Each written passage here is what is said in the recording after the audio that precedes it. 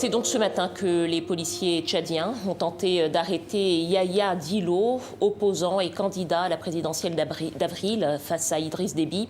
Des coups de feu ont éclaté à son domicile à N'Djamena. Il y a 2 morts et 5 blessés, dont 3 parmi les forces de l'ordre. Alors que s'est-il passé exactement et pourquoi une telle tension autour de cet opposant? Nous sommes avec Abdelkerim Yacoub Koudoumi, coordinateur du mouvement citoyen Pacte et également directeur Afrique de l'ONG Internet sans frontières. Bonsoir, merci d'être avec nous. Merci de nous recevoir. Alors, première question, peut-être la tentative d'interpellation a eu lieu ce matin. Est-ce qu'on sait ce qu'il a précisément déclenché? Est-ce que vous avez des informations fraîches?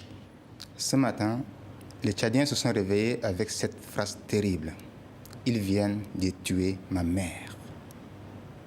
La mère, cette mère qui vient d'être abattue froidement par non pas seulement les policiers, mais par les gardes présidentiels, lourdement armés, avec des chars, c'est la mère de l'opposant politique, candidat déclaré à la présidentielle de la coalition des 13 partis politiques, Yahya Dillo Djerou Bétchi. Et que s'est-il passé? Est-ce qu'on sait ce qui s'est passé, ce qui a déclenché cette volonté d'interpellation? Cette volonté d'interpellation, c'est une façon d'intimidation du régime face à un homme qui a décidé de prendre sa responsabilité afin de pouvoir contribuer à l'alternance que le peuple tchadien attend depuis très longtemps. Actuellement, qu'est-ce qui s'est passé? C'est une affaire qui remonte finalement à bien plus longtemps, je crois. En effet, quand on regarde le parcours de cet homme, c'est un parcours long, c'est un parcours qui a été toujours dans la dénonciation de l'injustice, il a pris les armes même pour cela. Il est revenu au Tchad, il a accepté de retravailler. Mais ses retours au Tchad n'a pas empêché qu'il puisse garder ses verbes, cette dénonciation, il a continué à le faire. C'est ainsi qu'en avril 2020, en pleine période de Covid, il était le représentant résident de la CEMAC au Tchad. Donc, il s'est quand même permis, face à la situation terrible du Covid et la gestion de cette pandémie, de donner son point de vue, son avis et critiquer la gestion de cette pandémie.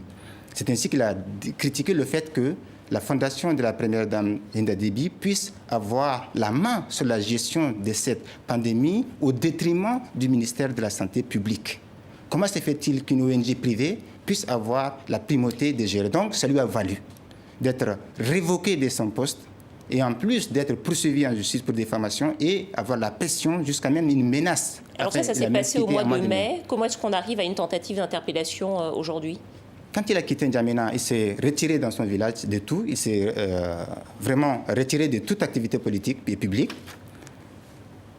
Ils l'ont laissé tranquille.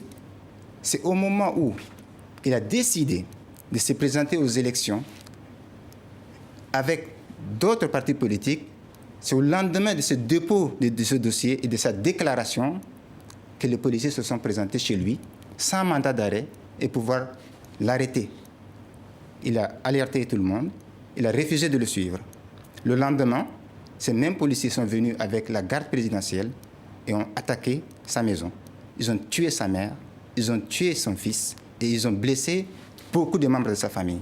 Alors, vous êtes également le directeur Afrique de l'ONG Internet sans frontières. Vous dénoncez régulièrement l'instrumentalisation de l'accès à Internet à des fins politiques au Tchad, mais dans plusieurs pays d'Afrique également. Là, ce soir, vous dénoncez à nouveau ceci, mais également vous dénoncez l'instrumentalisation de la pandémie du Covid à des fins politiques en Afrique. Est-ce que c'est à ça, selon vous, qu'on est en train d'assister au Tchad? En effet, c'est la suite logique. Vous voyez, au moment où il est en train de se faire attaquer, où sa famille est en train de se faire massacrer, Yahya Dillo était en contact en direct. Je l'ai eu à 5h30 au téléphone et nous informait de ce qui s'est passé. Mais quand le régime a vu que Yahya Dillo nous informait de ce qui s'est, nous témoignait de ce qu'il subissait, le régime a décidé de couper Internet, de couper la téléphonie et non seulement d'isoler, mais carrément cacher de ce qui se passe en ce moment au Tchad. Cette méthode est la méthode de ces régimes qui utilisent à chaque fois que ces régimes répriment. Ces régimes essaient de cacher des faits dont la communauté internationale condamne, utilisent ces méthodes pour cacher ces méfaits. Donc exactement la même chose. Pour faire taire l'opposition, pour taire la société civile, le régime utilise les mesures sanitaires anti-Covid pour interdire les manifestations, interdire les rassemblements et empêcher l'opposition et toute voix discordante de s'exprimer. Merci à vous, Abdelkerim Yacoub Koundougoumi, coordinateur du mouvement citoyen tchadien Pacte. Merci d'être venu sur notre plateau. C'est un plaisir.